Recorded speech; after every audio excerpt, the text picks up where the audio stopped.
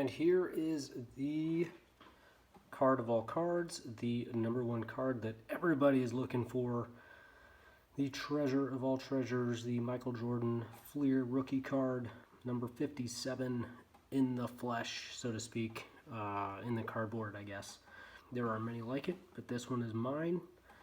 And yeah, so I acquired this about somewhere around 2011, 2012 time frame. I purchased this from a card show in Washington, D.C. And that is pretty much the story behind this one.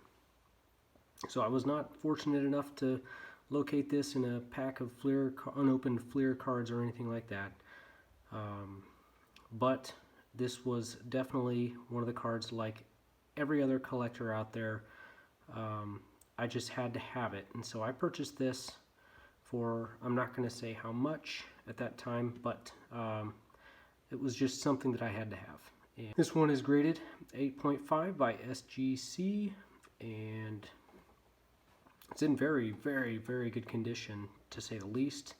If I can zoom in on there, if you know what you're looking for, obviously whether or not it's centered, that plays a factor in the overall price. But the clarity as well, and the solid black lines, and all that stuff, all that is things that you got to look at. I am not questioning SGC, I'm just merely pointing those out as things that you have to look for to identify the fakes. And this is not a fake whatsoever.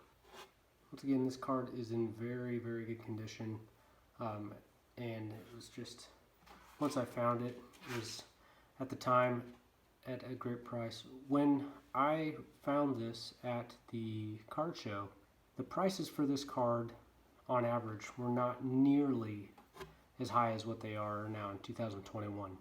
So I will say though that I did get this card for under $1,000 when I bought it in 2011. Now that you see these prices jumping up now in 2021, that was a fantastic investment.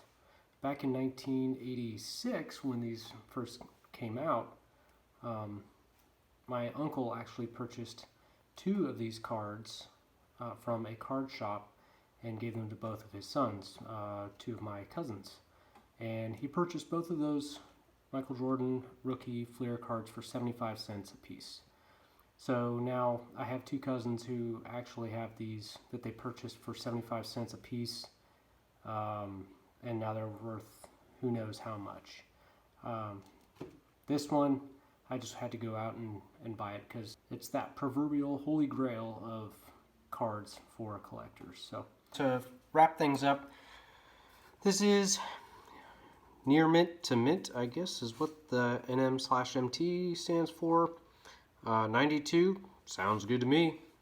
8.5 is what it's graded at, which is pretty good. It's not a 9, of course, you know, not a 10, but it is what it is, I suppose, as they say. But I would just say that it is worth every penny that I purchased it for initially. I don't have an exact appraisal on it. I will say that, I mean, you could just tell by the left border is a little bit narrower than the right side.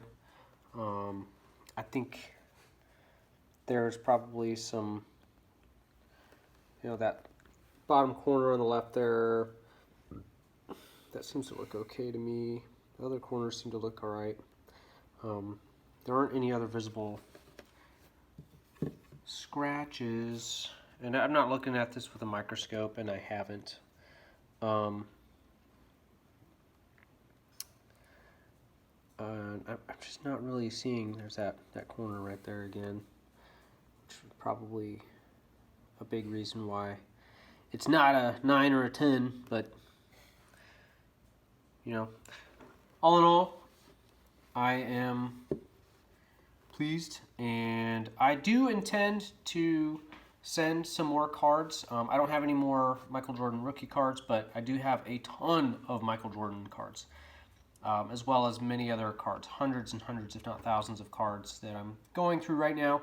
And I've narrowed it down to about 15 to 20 cards that I want to start with, because I've never sent cards away to be graded before.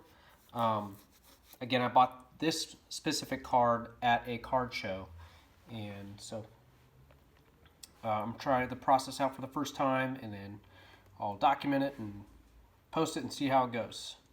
All right, awesome. Thanks so much for watching. I appreciate it. Like it if you like it, and please subscribe. Would really appreciate it. Thanks. All right, later.